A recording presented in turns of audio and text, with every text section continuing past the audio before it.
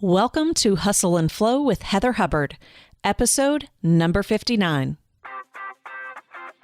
Hi, I'm Heather Hubbard, and I was a litigator, partner, and practice group leader at an AmLaw 200 firm. I know what it takes to rise to the top. I also know all too well the toll it can take on your personal life. So how do you shine bright without burning out? How do you embrace your ambition without selling your soul? You're listening to the Hustle and Flow podcast. Welcome back. I am your host, Heather Hubbard, and I have some big news for you today. So I have been telling you all about the Get It Done Challenge. And if you have missed that, what we're doing April 2nd through the 6th, Monday through Friday, we are going to do a blitz. We are going to do a short podcast every single morning. I'm going to issue a challenge to you, and you are going to kick overwhelm to the curb. That to-do list that is, just continuing to pile high, the bad habits that you're getting back into, we're going to clean that out so that you can start the second quarter fresh. That in and of itself should be enough reason for you to want to do this challenge, but to make it an even more enticing offer, by the way, the challenge is absolutely free. If you complete the challenges, if you participate, you are eligible to win a prize for the day.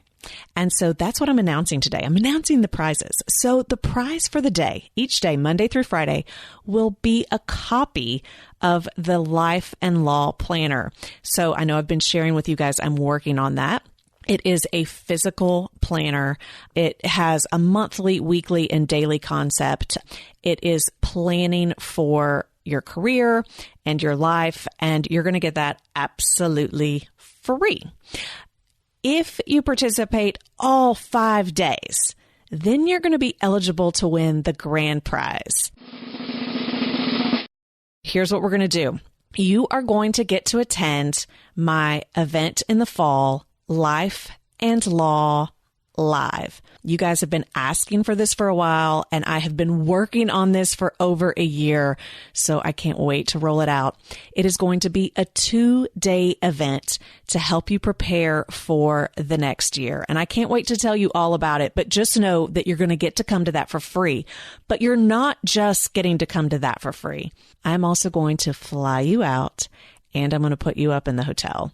So, it is truly an opportunity for you to come, all expenses paid, to not only hang out with me and your other favorite lawyers, but to really prepare for 2019. And so I cannot wait to give that away. It is probably too much. People have told me you should not be giving that much away. But look, I love a party, I love a competition, and there has to be an amazing prize. And so I cannot wait to give that away to someone who participates every day. So if you have not already, go to getitdonechallenge.com and sign up. Again, it's free.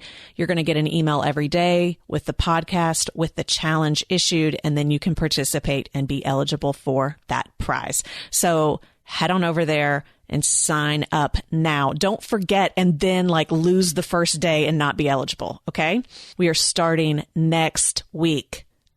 On to the episode. I am really excited about sharing this episode with you today for 2 reasons. One, I'm going to introduce you to a really disruptive concept in the legal industry. And I'm always telling you guys to think outside the box. And this company is doing that. So I'm really excited to share that with you. You're especially going to be interested if you have ever thought about being a freelance attorney, or if you are at a firm, a small firm, you're solo, where you get overwhelmed and you don't really know how to staff things. And this is not going to be what you expect. Just wait. It is so good. You're going to be especially interested. Now, for those of you in large law firms or corporations, you're still going to learn a lot, and you're going to be able to get some creative ideas here. So you're going to want to listen along as well. The other reason why I'm super excited to share this is because my guest is a client. She is absolutely amazing, and I cannot wait for you to meet her. So Kristin Tyler is a founding partner at Garman Turner Gordon in Las Vegas. She is also the chair of the firm's estate planning, probate, and guardianship practice.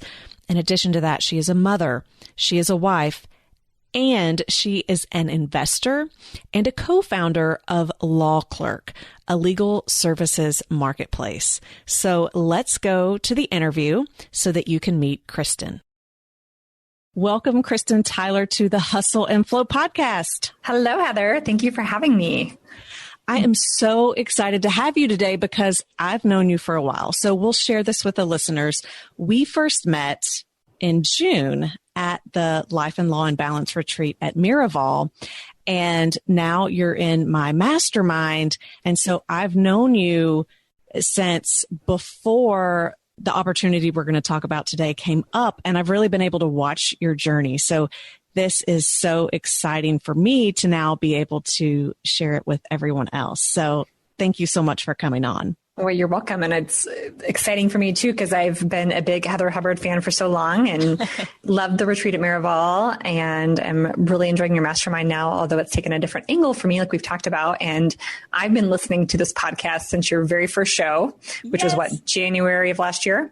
Yeah. So it's an interesting moment to now find myself as a guest on the show. I would not have anticipated this 6 months ago, as we'll talk about.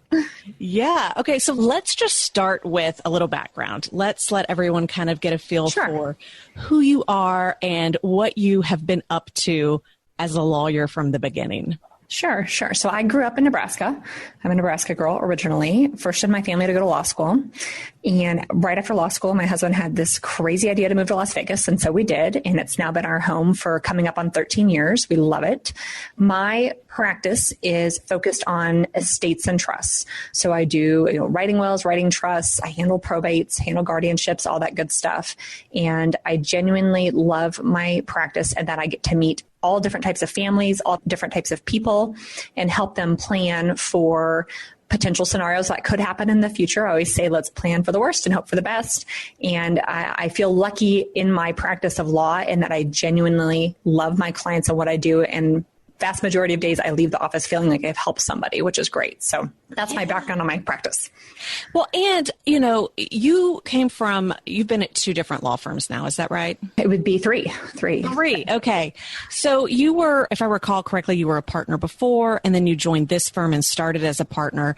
And, you've really been able to build your book of business. And I think a lot of people, when they're starting out, they feel like that's not attainable. Do you, have any words of advice for listeners out there that are looking to grow books of business in that area on just, how to go out and do that? Sure. I think the big thing is just be persistent, be tenacious. You have to keep at it. So I worked very hard. I had some serious hustle, as Heather would say, for about 3 years. And I tripled my revenue. And by that, I mean my origination revenue 3 years in a row, to the point where I had built my book to the point that it was about the max capacity that I, as one person, could handle it. And I'm very proud of that work. How I did it was really, my practice is consumer driven. Estate planning is consumer driven. And so it was a lot of networking. It was a lot of attending lunches and after work events, getting myself out in front of other attorneys who are and remain my biggest referral source. The vast majority of my referrals come from other attorneys that don't do what I do. And so just getting out to meet those people, CPAs, financial planners, and of course, other community groups. And so being as active and out there as I can be to keep my name top of mind when someone came across an estate planning or a probate need. And so it's, obviously those hours away from your desk, networking are hours that you have to make up for billing later on. And so majority of those years, I would find myself at my kitchen table working until midnight, 1, 2 in the morning. Still do that quite a bit more than I would like to, but you just have to get at it. And you have to accept the fact that you're not going to see immediate results. So someone that you meet at an event, today may not refer you something for 6 months, a year and a half. But by getting yourself out there, you're at least a contender when they have that type of work and they need to refer it somewhere. Yes, I love it. And you've got little ones as well. I do. I have a little boy who's 6 and a little girl that's 3. And thankfully, the vast majority of those hustling years were before they were born. And so certainly that's been a big factor in changing my workflow. I hate the word balance, but trying to balance it with work life because, I think with any working attorney parent, with any working attorney person, there's going to be times that one area of your life is much more heavy than others. And you have to just accept that and roll with it when it happens and know that it's not a permanent thing, or at least hopefully it's not a permanent thing. If it is, then you definitely need Heather's help, but you just got to go with those ebbs and flows and deal with the heavy workloads or the heavy home life responsibilities when they come up, and it all works out in the end. And you are still hustling because you had an amazing opportunity come your way that you were not anticipating. Tell me about the Law Clerk opportunity, how it came up, and how you, well, let you share that, but then also just kind of talk about what that looks like for you now in your practice with this new opportunity. Sure. So in addition to my law practice, I'm now actively involved as a co-founder of a startup company called Law Clerk. And this is something that 2 years ago definitely would not have been on my radar, but an opportunity came along and I evaluated it and decided it was something I wanted to be a part of. So the idea for Law Clerk was the idea of a friend of mine and two friends of mine, and they built out the model for the company.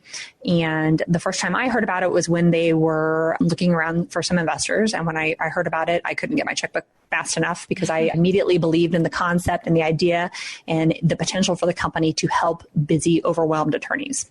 And so that opportunity to become an investor part of the company was about 15 months ago. The company is a marketplace, an online marketplace. They spent significant hours and development hours building the site.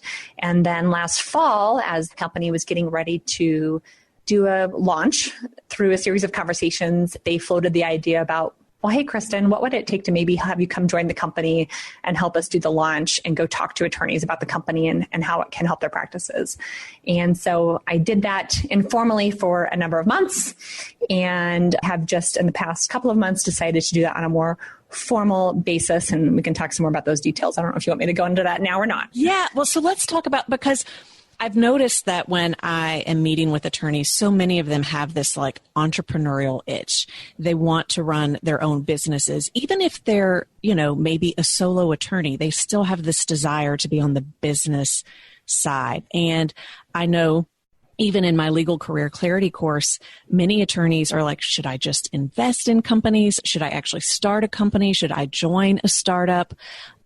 How has that been for you? I mean, it's not something I don't think you were really looking for, but, is it bringing, new life to the way that you're, approaching your practice, law, life, all of that? How is that working for you? All of that. So I think originally when I started working with the company, it would be around 6 months ago now. Again, I was trying to do both. My law practice was full throttle. I had just had my 2 best quarters ever. I say thanks in large part to the work I've done with Heather and her mastermind. And so there was no reason for me to even leave my law practice, but it was such a unique opportunity. And I've always had that entrepreneurial drive. I think some of the best lawyers out there are entrepreneurial because they are focused on the business side of the practice of law and not just arguing in court or whatever it may be. So I did both for a while, about 3 months, and very quickly realized that was not sustainable. That pace was not sustainable long term. I think I run at about 70 miles an hour on a normal day. And during those months, I was probably going about 200 miles an hour. I would say nowadays I'm going about 110, which is still pretty fast, but it's sustainable for at least a while. So I'm very lucky in that I've got a great team with my law practice that can continue to help service the clients. I had to make the hard decision to cut back on certain types of clients, but my bread and butter, my estate planning practice is still going full steam, and I've got a great team to help. We obviously have systems in place and best practices that we follow to make sure that those clients are getting the highest level of service that they can. So if any clients are listening, no worries. But, we did have to reevaluate cutting back on some other types of work that was more time consuming and stressful and eliminate those at least for a time being. So that's the day-to-day workflow. The bigger issue is I am a partner at a law firm, and how do we manage those responsibilities? Because obviously I have responsibilities to my partners as far as a revenue stream, expenses, and all of those things. And I'm very fortunate to have an amazing group of partners who agreed to a pseudo sabbatical while we see where the new company goes. So you have to have a conversation. If you have any law partners or business partners before you go off on a new road, you have to have a conversation with them and make sure you're on the same page and get it in writing too before you venture off on a different path, whether it be short-term or long-term. And of course, the last piece is the personal piece. My husband, my family was very incredibly supportive. We have this mindset of, why not? And why not go for it? This is our one life. And I am a strong, strong believer that every day is a gift and there is no promise of tomorrow. And so with that mindset and knowing I had a pretty good fallback plan, I could always go back to being a full-time attorney. It's a pretty good gig. I love it. My husband said, absolutely go for it. If you want to explore this opportunity, do it. So got to cover your bases. But at the end of the day, I say, if it's something that you are waking up in the morning thinking about, do it. Don't waste your days. Go for it. I love it. I support that. So let's talk about Law Clerk because, when you first told me about it, I was like, that seems like such common sense. Surely that already exists, but it didn't. And that's really, I think, part of, when we talk about blue ocean strategies and really disrupting markets and creating new market space, so much of it is just thinking outside the box. And we get so into what we think is already there and what we think has to be done. And you guys have really opened up a new way of doing business. So I would love for you to share with the listeners what the Law Clerk Marketplace is.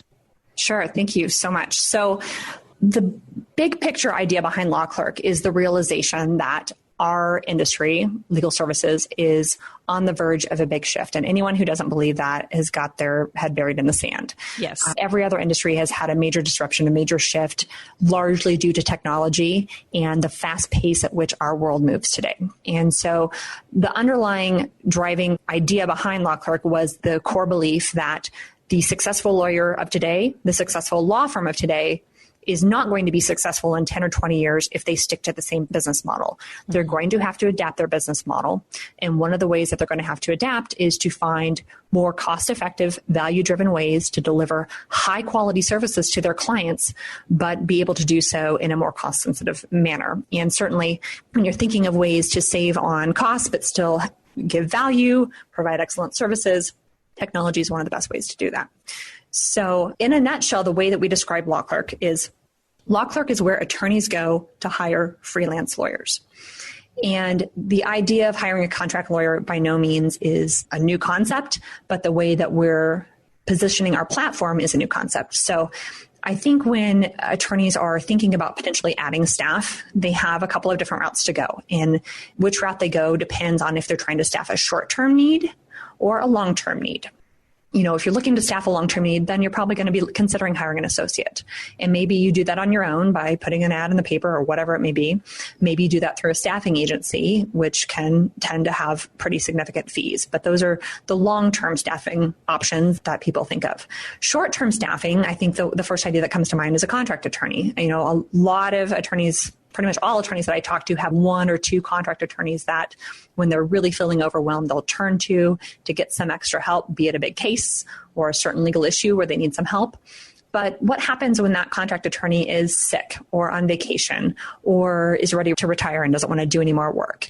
How do you go find more contract attorneys? And that's something that I don't think attorneys talk about a lot, and I don't know why, but it's okay to go hire other professionals to help you when you need extra help. So we have built an online legal services marketplace to connect busy attorneys with a nationwide network of freelance lawyers that we call law clerks that they can hire on demand when they need extra help without increasing their overhead. The way the concept works is the hiring attorney would log into their account on the site and they would post a project to the marketplace. And so, a simple example I love to use is legal research. The attorney says, look, I need to know if this legal issue, what's the answer under California law? What's the answer under Texas law? And I want you to check all these different sources and write me a memo on it. So this is a great time saver for especially solo attorneys, small firms who maybe don't have 4 or 5 or 6 hours to go sit down and commit to doing this legal research because their better use of their time is rainmaking, meeting with clients, going to court. They can outsource that researching task that they might otherwise be doing at midnight at their kitchen table, like I would be. And so when they post the work to the marketplace, the available freelance lawyers are notified, and they're notified based on their interest level, their skill areas, their expertise. If they have time in their schedule and can take on the work, then they apply for the work. The hiring attorney then is able to review their resume and writing samples, and they're also able to see their ratings from prior work in the marketplace to help decide who is the best freelance lawyer for their project. And I think that's one of the key differentiators about our service is that we've designed it as this free market to allow the hiring attorney to be in control. Attorneys like to be in control. Big newsflash there. They get to pick who they believe is best for their project, because no matter how many details you put in a posting or whatnot, we as a company are never going to know who's best suited for your project because we don't know all the intricate details about the client and whatever it may be. So the freelance lawyers apply. The hiring attorney selects their winning applicant. The winning applicant then goes through a built-in conflicts process that is very quick, takes a few minutes. And assuming they clear conflicts, then they're off to the races. Now, once they get to that point, there's a variety of options for communicating. We do have a secure encrypted portal, but they can also just email, communicate, whatever is your best method of communication, just use that. So that is the basic flow of how the work would go through the marketplace. One of the top questions we always get is, okay, well, how much does it cost per month to be a part of it? Is it $50 a month, $100 a month? The answer is $0 per month. We don't charge a monthly fee just to be a part of the site, to have an account. We also don't charge a sign-up fee. The only time you pay is when you put work through the marketplace, and you do that on a flat fee basis, which also kind of boggles some attorneys' minds when they first think about it, because we're so used to the billable hour. But I also firmly believe that that is going to be a billing practice of the past. When we look back 10, 20 years from now, I think a lot of clients are becoming much more sophisticated in their tolerance level for the billable hour, and they're wanting to find alternative fee arrangements that give them a level of control and limitation over their budget for the legal work. I don't know if you'd agree on that, if you're seeing that in your work, Heather. Of course. So if you say the hiring attorney posts a research project, says they'll pay $300 to the freelancer for it, they set their flat fee price. There's no bartering, there's no negotiating. And then the company, Law Clerk, takes a commission off of that transaction when it's completed, which is how the company is paid. But I think that a really important factor is that there's no recurring monthly fee for the solo attorney or the small firm to be a part of the marketplace and to be able to tap into it when they need it without extra overhead. So let me ask you this. I mean, I can imagine that, you think that you have time to get everything done, right? And then a crazy case comes in or something else comes up, right? Like things we can't anticipate. And then suddenly you have all of this work to do. And when you don't have a lot of support, you feel like, well, I just have to keep burning the midnight oil night after night to get this done. If someone then gets in that, that point where they're like, okay, I've got stuff that I could really outsource, but I don't even know how to begin and how long will this take. If someone had, some discrete projects that they could post to the marketplace, how long or how quickly can you move from posting something to hiring and getting it done? So a couple of examples on that. I love this story. One of our users told me that she had a brief written. It was about 80% written, and she realized that she had overlooked one issue, needed it fleshed out a little bit more with some more research. So while she was at the gym at the treadmill at like 6 a.m, she gets on her phone, gets on the site mobily, posts the project. Had a handful of applicants in less than an hour. So by the time she finishes her workout, she looks at the applicants, figures out the best applicant, assigns the project. She had that work product back to her by 2:00 that day. Now, she told me that the work product was better. She was very happy with it, better than she would have got from any of the associates at her firm. And on top of that, she was supposed to be in court all morning. She didn't have time to do it herself, and her other associates were on other deadlines. So this was a great way, even though she had associates available to her, to tap in and use the service in a bind to get some work very quickly. We have seen turnaround from anywhere from a few hours to a few days. You set all of the terms as far as the deadline. And so again, that's another way that you're in control of the workflow. So obviously, there's a lot of benefit to being a law clerk as well. And obviously that's a freelance lawyer. It doesn't mean that they are in law school. There are so many attorneys that I see where either people are, maybe they've had a child, or maybe they're wanting to do a quasi sabbatical, or maybe they're a solo attorney and just want to pick up some extra work. I mean, what I love about this is you don't have to make long-term commitments on either side, right? Like you just come into the marketplace when you need help or when you're ready to take on a project. Absolutely. Absolutely. And you hit the nail on the head. Our freelancers are the full scope of people in their legal career and their lives. We've got, newer attorneys who are a couple years out of law school. A lot of them did clerkships. They're really smart, hardworking attorneys. They've hung a shingle. They're working to build their practice. But in the meantime, they're doing this to supplement their income.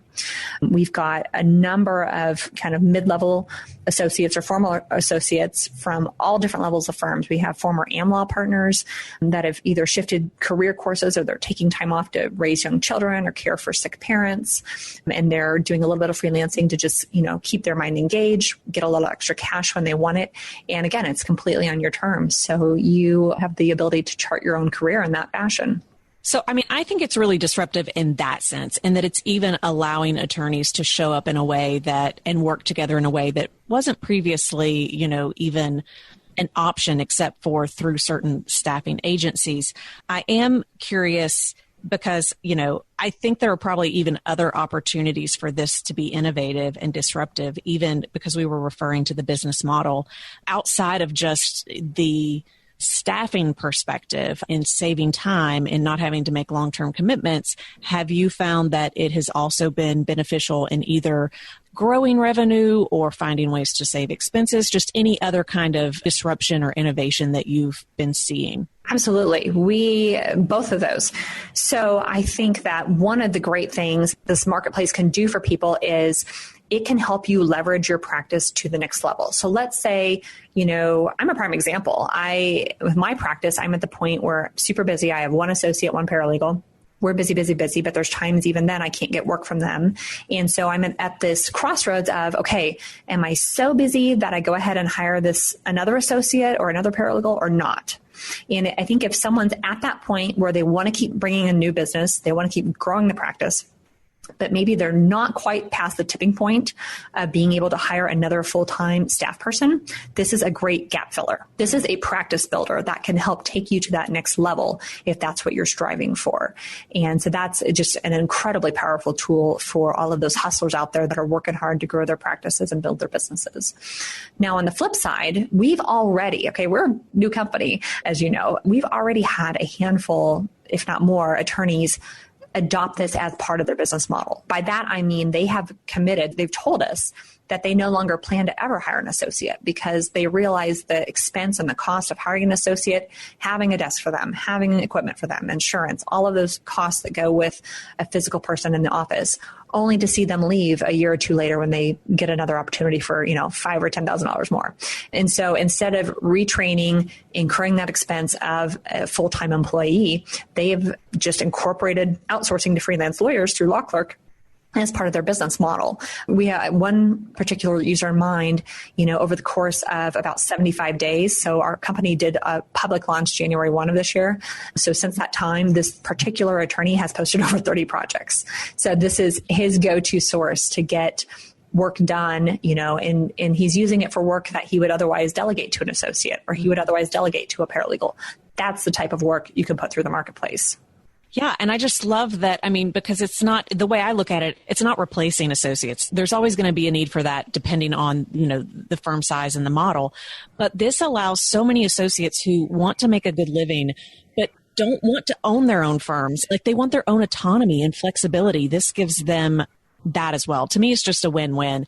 And so I do want to make sure that everyone knows this is not in any way sponsored. I believe in Kristen. I believe in this company. I believe in what they're doing. So I want to share that with you. This is, again, in no way a sponsored podcast. So I would love for you, Kristen, though, to share with the listeners, both from the perspective of the busy hiring attorneys who are like, tell me how I can sign up for this immediately, as well as those freelance lawyers that are also saying, amen, sign me up. How do they find you and what do they do to start working with your company? Sure. Go to the site. It's lawclerk.legal. And the number one piece of feedback we get about the site is that it's incredibly streamlined. It's easy to look at. It's easy to use. The site was built by attorneys for attorneys. We know that if you come up on any sort of a hurdle or a challenge when you're trying to use a website, you're going to be like, forget it. So it's really as simple as we can. We'd like to say that you can register and create your account in less than 90 seconds. If you're really tech savvy, less than 90 seconds. If you're moderately tech savvy, probably less than 3 minutes. To create an account, we need basic contact information, anything that you would use, to otherwise create an email account or whatnot. The one piece of information that's a little bit different that I like to explain to people is we need you to send us a selfie. And yes, I just said selfie of you holding your state-issued driver's license or ID card.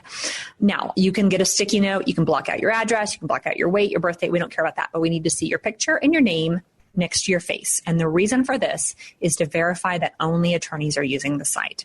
Once we get that, we verify the picture is you, that it's you and the ID. We then go back to the state bar to verify that you are an attorney in good standing. Thus far, we've only had one attorney not in good standing try to become a part of the site, and we declined their involvement. But that is the reason we asked for that. And you can upload a picture, you can text it to us. It's super easy, but that's the reason why I like to point it out.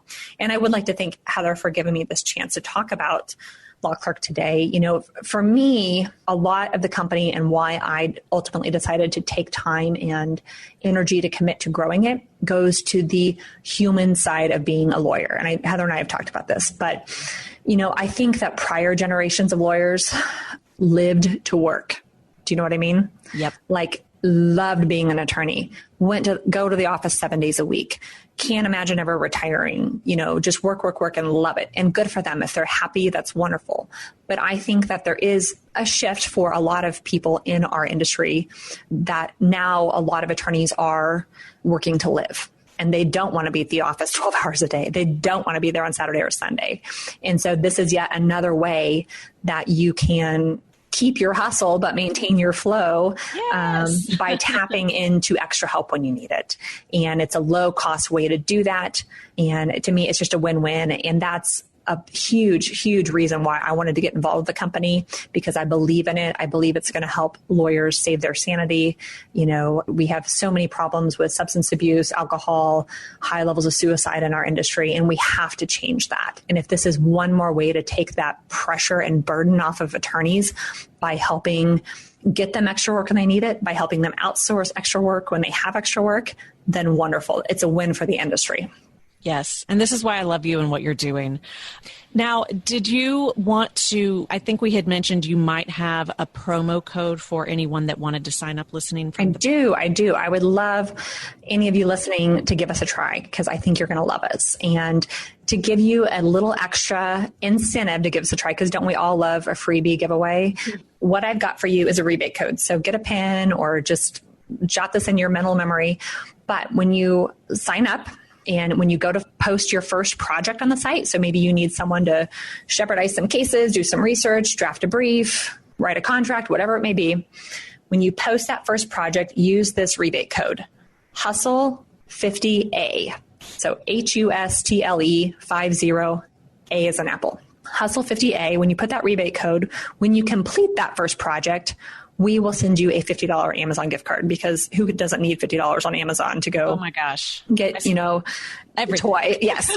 Everything. Exactly. So $50 Amazon card, give us a try, and really would love to hear from anybody who uses it. If you have questions, our care team is happy to walk you through the process, but we've got a ton of resources on our site if you want a little more information about it before you give us a test run. Kristen, thank you so much for coming on the show, and everyone go out there and check out lawclerk.legal. Thanks, Kristen. Thank you, Heather. Have a great day. For show notes, downloads, and other free resources, and to keep the conversation going, head on over to hustleandflowpodcast.com. See you there.